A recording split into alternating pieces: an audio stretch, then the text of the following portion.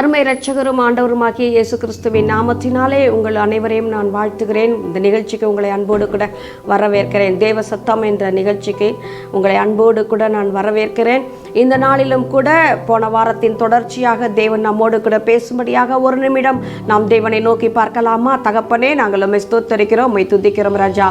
உமக்கு நன்றி செலுத்துகிறோம் அப்பா. பேசுகிறவர் நீங்கள் அல்ல, பிதாவின் ஆவியானவர் உங்களிலிருந்து பேசுவார் என்ற வார்த்தையின்படி நீர் பேசும்படியாக கர்த்தாவே உம்முடைய கரத்திலே நாங்கள் வந்து நிற்கிறோம் அப்பா. ஆண்டவரே ஸ்தோத்திரம். பலவித பிரச்சனைகளோடு, வேதனைகளோடு, பாரத்தோடு கூட, கண்ணீரோடு கூட இந்த நிகழ்ச்சியை காண்கிறவர்களுக்கு கர்த்தாவே நீர் பேச வேண்டும் அப்பா.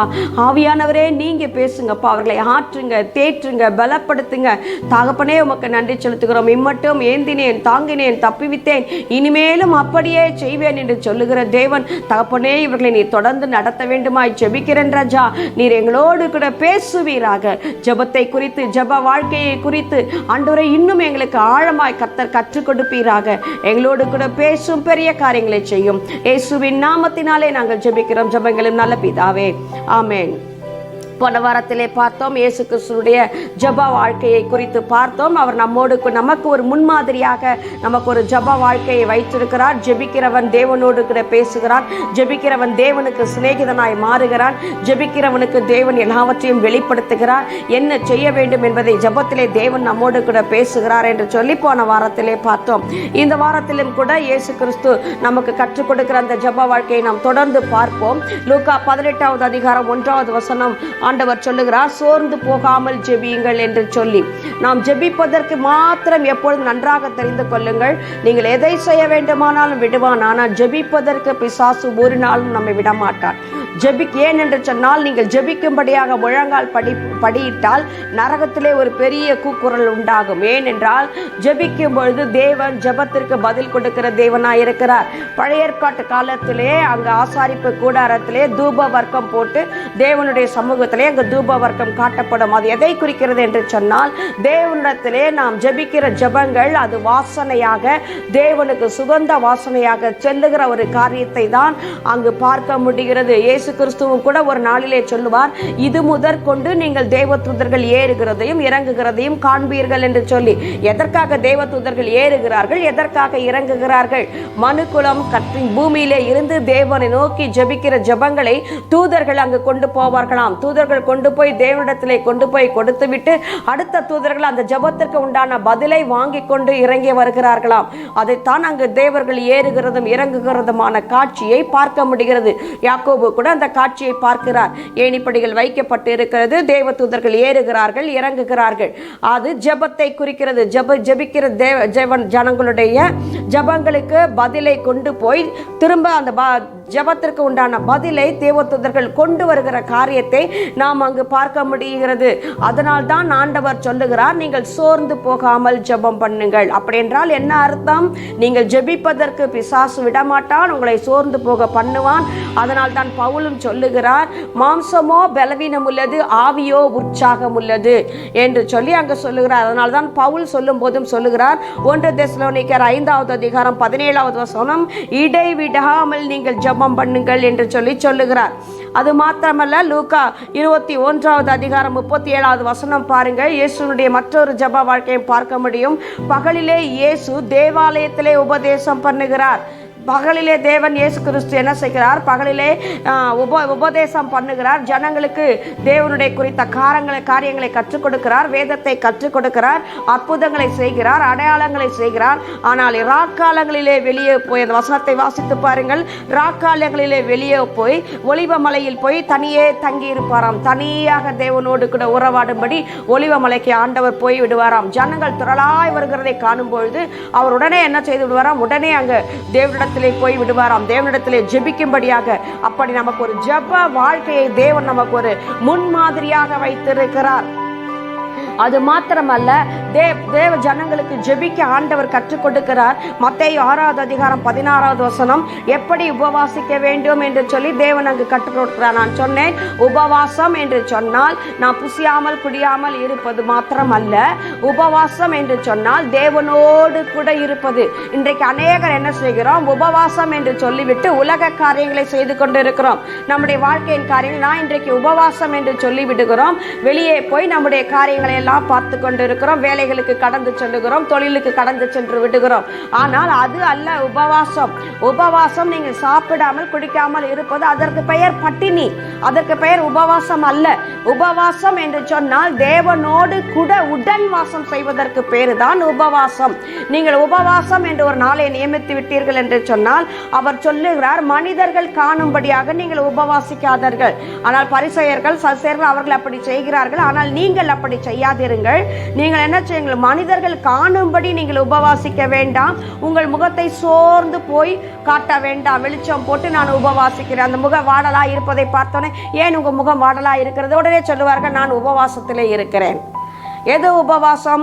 தேவனோடு கூட உடன் வாசம் செய்வது. அதனால தான் ஆண்டவர் அங்கு சொல்கிறார் மத்தேயு 6:16 நீங்கள் முகத்தை முதலாவது கழுவுங்கள், இயேசுவின் ரத்தத்தினால் உங்களை கழுவி கொள்ளுங்கள், எண்ணெய் பூசுங்கள், பரிசுத்த ஆவிக்குள்ளே நீங்கள் நிரம்பிக் கொள்ளுங்கள், கதவை பூட்டுங்கள், வெளியில ஜன்னல் எல்லாம் பூட்டுங்கள், கதவை பூட்டுங்கள், அந்தரங்கத்தில் இருக்கிற பிதாவை நோக்கி பார்த்து ஜெபியுங்கள்.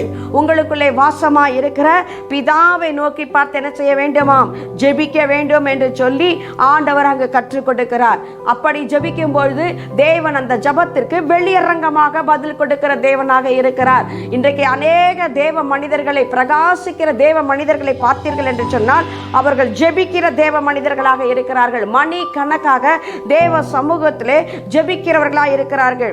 இயேசு எப்படி பிதாவோடு கூட இணைந்து இருந்தாரோ, தேவனோடு கூட இயேசுவின் உறவு ஆழமாக இருந்ததோ, தேவனை பிதாவை அவர் வெளிப்படுத்துகிறாகவே இருந்தாரோ, அதை போலவே இன்றைக்கு தேவனுடைய ஊழியக்காரர்கள் ஜெபிக்கிறவர்களாக, தேவனோடு கூட இணைந்து இருக்கிறவர்களாக, தேவனையே வெளிப்படுத்துகிறவர்களாக இன்றைக்கு தேவ மனிதர்கள் ஆழ்ந்து கொண்டிருக்கிறார்கள். இயேசுவை அவர்கள் வெளிப்படுத்திக் கொண்டிருக்கிறார்கள். இயேசு கிறிஸ்துவும் கூட அதைத்தான் சொல்லுகிறார். யோவான் எழுதின சுவிசேஷம் 8:28 பிதா எனக்கு போதித்தபடியே நான் சொன்னேன். பிதா இயேசுவுக்கு போதித்தாராம். எப்பொழுது போதிக்கிறார்? அவர் மலைகளிலே ஏறி சென்று தேவனோடு கூட உட்கார்ந்து இருக்கும் பொழுது, அவர் தனித்து தேவனோடு கூட போய்விடும் பொழுது, வனாந்தரத்திற்கு போய்விடும் பொழுது தேவனும் பிதாவும் அங்கு பேசிக் கொள்ளுகிறார்கள். நாளைக்கு என்னென்ன காரியம் செய்ய வேண்டும் என்பதை பிதாவானவர் தேவனுக்கு அங்கு வெளிப்படுத்துகிறார். அதனால் தான் இங்கே இயேசு சொல்லுகிறார், அவர் எனக்கு போதித்ததை தான் நான் உங்களுக்கு சொன்னேன். அது மாத்திரமல்ல, 8:29 வாசித்து பாருங்கள். பிதாவிற்கு பிரியமானவைகளையே நான் எப்பொழுதும் செய்கிறேன். ஆகவே அவர் என்னை தனியே இருக்க விடவில்லை. தேவ பிள்ளைகளே, தேவன் நம்மோடு கூட இருக்க வேண்டும் என்று சொன்னால் பிதாவிற்கு பிரியமானதை, தேவனுக்கு பிரியமானதையே நாம் எப்பொழுதும் செய்ய வேண்டும். தேவனுக்கு பிரியமானதை நாம் செய்ய வேண்டும் என்று சொன்னால் எப்படி? அது தேவனுடைய சமூகத்திலே நாம் முழங்கால் படியிட்டு ஜெபிக்கும் பொழுது தேவனுக்கு பிரியமானது என்ன என்று சொல்லி தேவன் நமக்கு கற்றுக் கொடுக்கிறார். இயேசுவுக்கு பிதா எப்படி கற்றுக் கொடுத்தாரோ அதே போல தேவன் நமக்கு கற்றுக் கொடுக்கிறார். அதனால் தான் யோவான் 15:15 இயேசு சொல்லுகிறார், இனி நான் உங்களை ஊழியக்காரன் வேலைக்காரன் என்று சொல்லுவதில்லை. ஊழியக்காரன் எஜமான் செய்வதை அறிய மாட்டான், ஆனால் நீங்களோ நான் செய்வதை அறிந்திருக்கிறீர்களே. ஏன் என்று சொன்னால் சீஷர்கள் தேவனோடு கூட இயேசுவோடு கூட இருக்கிறார்கள், அவரோடு கூட உறவாடி கொண்டு இருக்கிறார்கள். அதனால் ஆண்டவர் சொல்லுகிறார், இனி நான் உங்களை வேலைக்காரன் என்று சொல்ல மாட்டேன், இனி நீங்கள் என்னுடைய சிநேகிதர்கள் என்று சொல்லி அவர் அங்க என் பிதா எனக்கு என்னெல்லாம் சொல்லி கொடுத்தாரோ அது எல்லாவற்றையும் நான் என்ன செய்தேன்? உங்களுக்கு நான் அறிவித்து விட்டேன். ஜெபிக்கிற தேவ பிள்ளைகள் தேவனுடைய இருதயத்தின் ஆழங்களில் இருக்கிறதான ரகசியங்களை அறிந்து கொள்ளுகிறார்கள். தேவன் என்ன செய்ய விரும்புகிறார் என்பதை அறிந்து கொள்ளுகிறார்கள். தேவனுக்கு பிரியமானதை தேவ பிள்ளைகள், அங்கு ஜெபிக்கிற பிள்ளைகள் அறிந்து கொள்ளுகிறார்கள். கர்த்தருடைய நாளிலே பத்மு தீவிலே யோவான் ஆவிக்குள்ளாகிறான். ஜெபிக்கிற தேவ மனிதர்கள் ஆவிக்குள்ளாக மாறுவார்கள். அது மாத்திரமல்ல, இனி நடக்க போகிற, சம்பவிக்க போகிற எல்லா காரியங்களையும் பூமியிலே கிறிஸ்துவின் வருகை வரை, கிறிஸ்துவின் வருகைக்கு பின்பு பரலோகத்திலே நடக்க போகிற காரியங்கள் வரைக்கும் யோவானுக்கு கர்த்தர் வெளிப்படுத்தினார் என்று சொன்னால், யோவான் கர்த்தருடைய நாளிலே ஆவிக்குள்ளாகிற ஒரு மனிதராக, ஜெபிக்கிற ஒரு மனிதராக, தேவனிடத்திலே விழுந்து கிடக்கிற ஒரு மனிதராக தேவன் அங்கு இருக்கிறார் என்று சொல்லி நாம் பார்க்கிறோம். அதே போல தேவனுடைய பிள்ளைகளே, வேதம் சொல்லுகிறது, நீங்கள் ஆவியோடு விண்ணப்பம் பண்ணுங்க, கருத்தோடு விண்ணப்பம் பண்ண வேண்டும். பத்மு தீவிலே எப்படி கர்த்தருடைய ஆவிக்குள்ளாகி யோவான் தேவனை நோக்கி பார்த்து ஜெபித்தானோ அதே போல் நாம் ஆவியோடும் உண்மையோடும் கருத்தோடும் கூட நாம் தேவனிடத்திலே விண்ணப்பம் பண்ண வேண்டும் என்று சொல்லி அங்கு நாம் பார்க்கிறோம். நடந்து கொண்டிருக்கிற, நடக்க போகிற தீங்கு தீங்குக்கு தப்ப வேண்டும் என்று சொன்னால் எப்படி ஜெபிக்க வேண்டும் என்பதை தேவன் நமக்கு சொல்லிக் கொடுக்கிறார். லூக்கா 21வது அதிகாரம் 36வது வசனம் சொல்லுகிறது பாருங்கள். இனி சம்பவிக்க போகிற இவைகளுக்கெல்லாம் நீங்கள் தப்பி மனுஷகுமாரனுக்கு முன்பாக நிற்க பாத்திரவான்களாக எண்ணப்படுவதற்கு எப்பொழுதும் ஜெபம் பண்ணி விழுத்திருங்கள். இயேசு கிறிஸ்து முன்பாகவே சொல்லிவிட்டார்.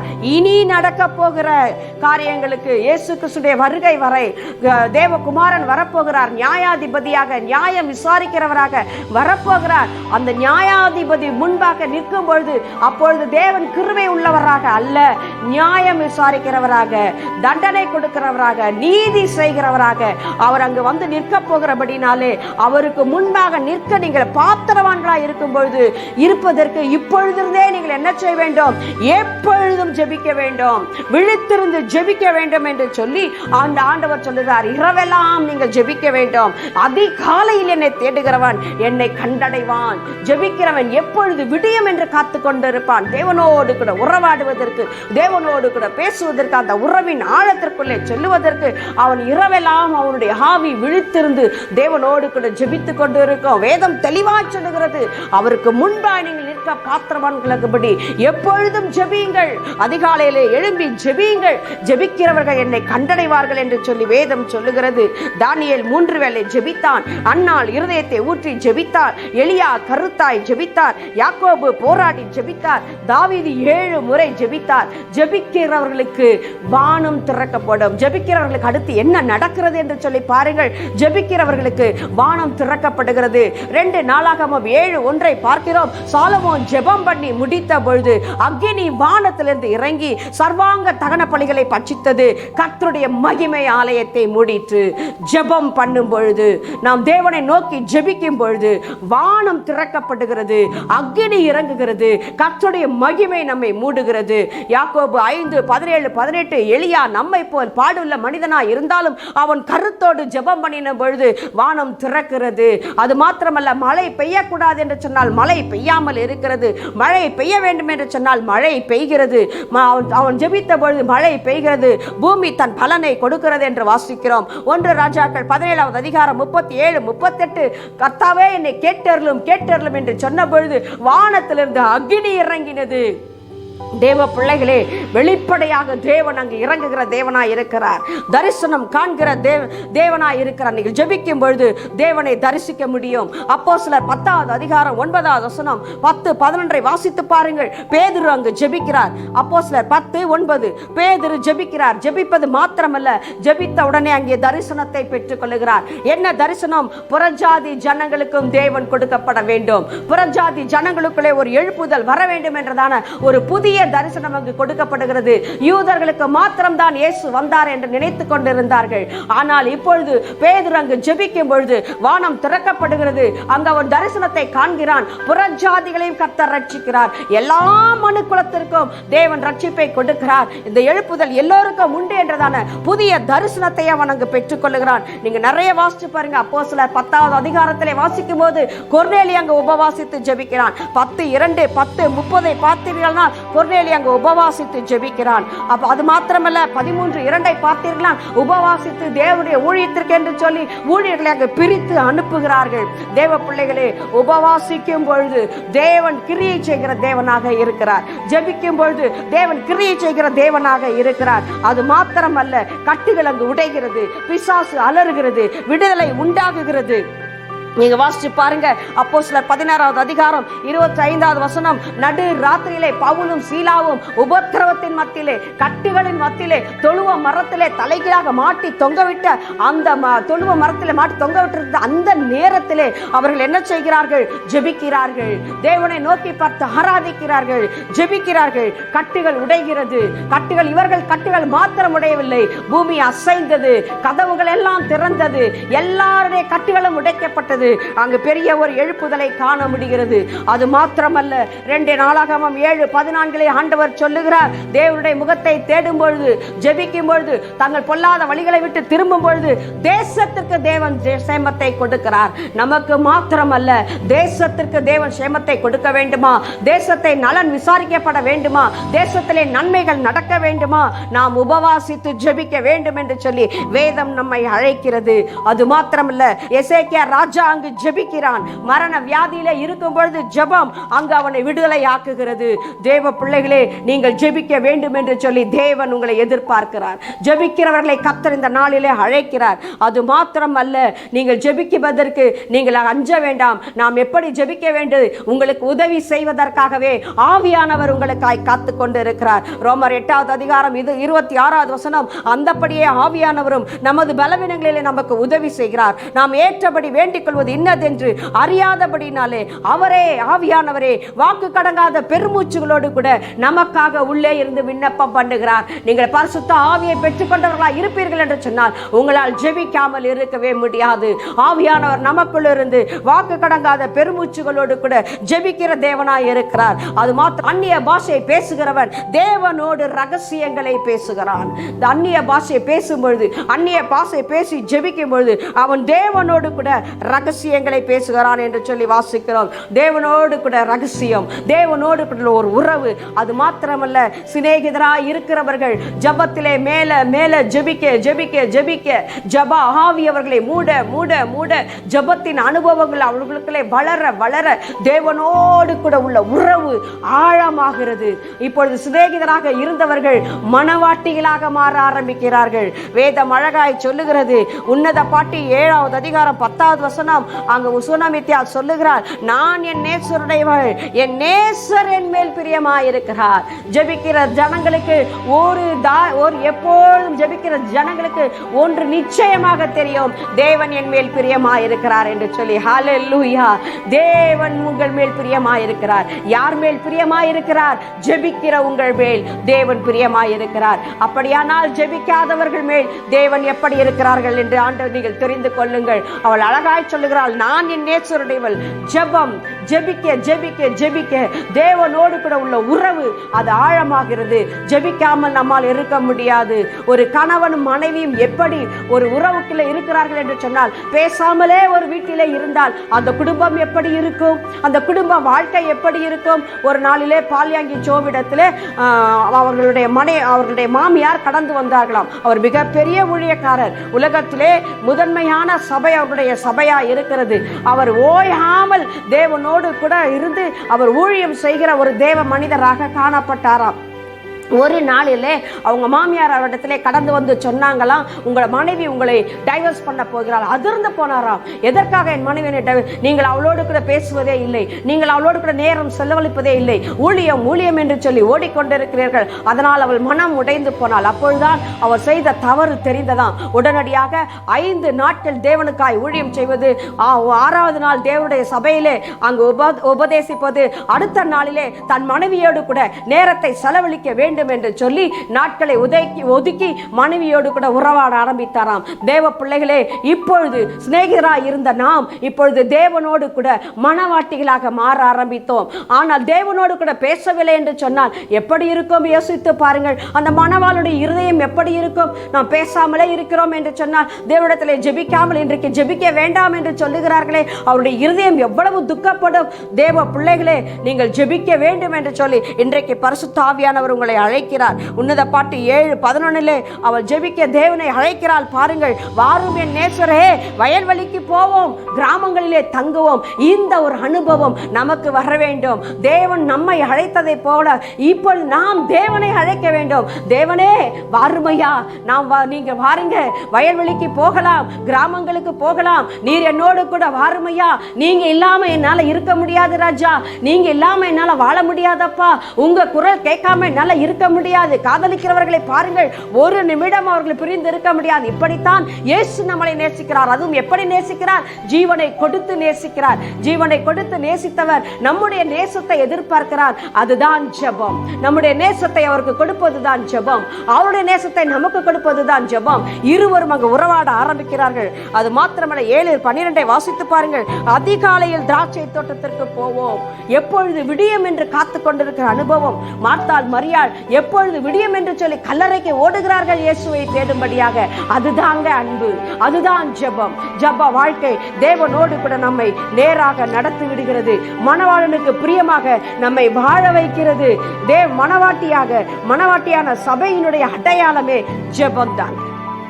ஜெபிக்கிற ஒரு சபை நிச்சயமாக வளரும். ஜெபிக்கிற ஒரு வீடு ஆசீர்வாதமாக இருக்கும். ஜெபிக்கிறவருடைய தொழில் அது ஆசீர்வாதமாக இருக்கும். ஏன் என்று சொன்னால் தேவன் அங்கு தங்கி இருக்கிறார் என்று சொல்லி நாம் வாசிக்கிறோம். ஹல்லேலூயா சொல்லுங்க.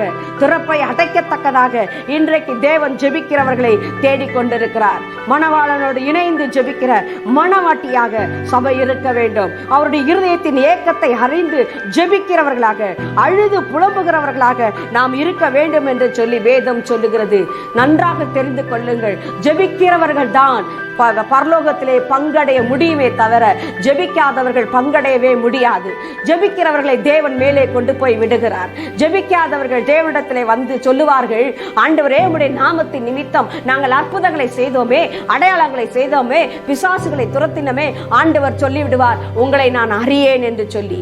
ஆகவே வேதம் தெளிவாய் சொல்லுகிறது. எசேக்கியேல் 9:4 கர்த்தர் அவனை நோக்கி, நீ எருசலேம் நகரம் எங்கும் ஊடுருவ நடந்து போய் அங்கு செய்யப்படுகிற சகல அருவருப்புகளின் நிமித்தம் பெருமூச்சு விட்டு அழுகிறவர்கள் நெற்றியிலே அடையாளம் போடு. கடைசி நாட்களிலே ஜெபிக்கிறவர்கள் நெற்றியிலே கர்த்தர் தூதனை அனுப்பி அடையாளம் போட போகிறார். யாரெல்லாம் எருசலேமிலே நடக்கிற அருவருப்புகளின் நிமித்தம் அழுது புலம்புகிறார்களோ, ஆனால் இன்றைக்கு என்ன செய்கிறார்கள்? சபையிலே நடக்கிறதான காரியங்களை வெளியே பேசிக் கொண்டிருக்கிறார்கள். ஊழியர் குறை சொல்லிக் கொண்டு இருக்கிறார்கள். ஊழியர்களை தாக்கிக் கொண்டு இருக்கிறார்கள். இந்த அருவருப்புகளின் நிமித்தம் எவன் ஒருவன் அழுது புலம்புகிறானோ, ஒருவரை ஒருவர் பட்சிப்பதல்ல, ஒருவரை ஒருவர் குற்றம் சொல்லுவது அல்ல. தேவன் அதற்கு நம்மை நியமிக்கவில்லை. எந்த ஊழியர்களையும் குற்றம் சொல்ல தேவன் நம்மை நியமிக்கவில்லை. அது கர்த்தருக்குரியது. ஒரு நாளும் தேவ ஊழியக்காரர்கள் மேல், அபிஷேகம் பெற்றவர்கள் மேல் நம் கை போடவே கூடாது. ஆனால் ஒன்று செய்ய வேண்டும், அவர்களுக்காக திறப்பிலே நின்று அழுது புலம்ப வேண்டும். அங்கு ஒரு தேவையில்லாத காரியங்களை பார்க்கிறீர்களா? சபையிலே சரியில்லாத காரியங்களை பார்க்கிறீர்களா? தேவ சமூகத்திற்கு கடந்து சென்று அழுது புலம்புகிறவர்கள் நெற்றியிலே அடையாளம் போடு என்று சொல்லி வேதம் சொல்லுகிறது. தேவ பிள்ளைகளே, அப்படி அடையாளம் போடப்பட்டவர்கள் மாத்திரம்தான் பரலோக ராஜ்யத்திற்கு எடுத்துக்கொள்ளப்படுகிறார்கள். அந்த நெற்றியிலே போடப்படுகிற அடையாளம் என்ன என்று சொன்னால் தேவனுடைய நாமம் என்று சொல்லி வெளிப்படுத்தின விசேஷம் சொல்லுகிறது. அவர்கள் நெற்றியிலே ஒரு அடையாளம் போடப்படுகிறது, இயேசுவின் நாமம் என்ற அடையாளம். இந்த நாமம் இருந்தால் மாத்திரம்தான் நீங்க பரலோக ராஜ்யம் செல்ல முடியுமே தவிர மற்றவர்கள் பரலோக ராஜ்யத்திற்குள் நுழையவே முடியாது. நன்றாக தெரிந்து கொள்ளுங்கள். ஜெபம் வேண்டாம் என்று சொல்லுகிறவர்கள் எச்சரிக்கையோடு கூட இருங்கள். லூக்கா 17:1 சொல்லுகிறது, இடறுகிறவனை விட இடரல் உண்டு பண்ணுகிறவனுக்கு ஐயோ என்று சொல்லி வேதம் சொல்லுகிறது. அவருடைய கழுத்திலே எந்திர கல்லை கட்டி சமுத்திரத்தின் ஆழத்திலே போட வேண்டும் என்று சொல்லி வேதம் சொல்லுகிறது. ஆகவே தேவ பிள்ளைகளே, மிகவும் எச்சரிக்கையோடு கூட இருங்கள். ஜெபியுங்கள், ஜெபியுங்கள். ஜெபிக்கிறவர்கள் தேவனுக்கு பிரியமானவர்கள். ஜெபிக்கிறவர்கள் தேவனுடைய இருதயத்திற்கு ஏற்றவர்கள். ஜெபிக்கிறவர்கள் நெற்றியிலே தேவன் இயேசுவின் நாமத்தை அடையாளம் போடுகிறார். ஜெபிக்கிறவர்கள் தேசத்தை சுதந்தரித்துக் கொள்ளுவார்கள். சார்லஸ் வின்னி என்றதான தேவ மனிதர் எழுப்பினார். இரவு பகல் என்று பாராது ஜெபித்தார். அவர் போகும்போதே ஒரு பார்வை பட்ட மாத்திரத்திலே கிராமங்கள் ரட்சிக்கப்படுமாம். ஈவான் ராபர்ட் ஜெபிக்கிற ஒரு மனிதன், தேசத்தை கலக்கினார்கள். நாமும் ஜெபிக்கிறவர்களாக எழுப்புவோமா? தேவன் இன்றைக்கு உங்களை ஜெபிக்கும்படி அழைக்கிறார். தேவனோடு கூட உறவாட உங்களை அழைக்கிறார். தேவன் உங்களை தெரிந்து கொண்டதன் நோக்கமே தேசங்களுக்கு ஆசீர்வாதமாய் இருக்கும்படியாக. தேவன் உன்னை கொண்டு பயங்கரமான காரியங்களை செய்யும்படியாக தேவன் இன்றைக்கு உங்களை அழைக்கிறார். நம்மை ஒப்பு கொடுப்போமா? ஆண்டவரே, நாம உங்களை துதிக்கிறோம் ஐயா, உம்முடைய கரத்திலே எங்களை ஒப்பு கொடுக்கிறோம் ஆண்டவரே. ஆண்டவரே, உமக்கு ஸ்தோத்திரம் ராஜா. இந்த நாளிலும் கூட ஜெபிக்கிறவர்கள் நெற்றியிலே தேவன் அடையாளத்தை போடுவீராக, உம்முடைய நாமத்தை வைப்பீராக. ஆண்டவரே, உம்மோடு கூட உறவு கொள்ள, ஆண்டவரே உம்மோடு உறவாட, அந்த அன்பின் ஐக்கியத்திற்குள்ளே வர ஆண்டவரே ஜனங்களுக்கு நீர் உதவி செய்ய வேண்டுமாய் ஜெபிக்கிறோம். என்னென்ன காரியத்திற்கெல்லாம் ஜெபிக்கிறார்களோ அவர்களுக்கு கர்த்தர் பதிலை கொடுப்பீராக. பெரிய காரியங்களை செய்யும் இயேசுவின் நாமத்தில் பிதாவே, ஆமென். தொடர்ந்து எங்களோடு கூட ஒவ்வொரு வாரமும் இணைந்திருங்கள். கர்த்தர் உங்களை ஆசீர்வதிப்பாராக. தொடர்ந்து எங்களுக்கு உங்களுடைய காரியங்களை தெரியப்படுத்துங்கள். உங்களுக்காக ஜெபிக்க நாங்கள் ஆயத்தமாக இருக்கிறோம். ஆண்டவர் தாமே ஆசீர்வதிப்பாராக. ஆமென்.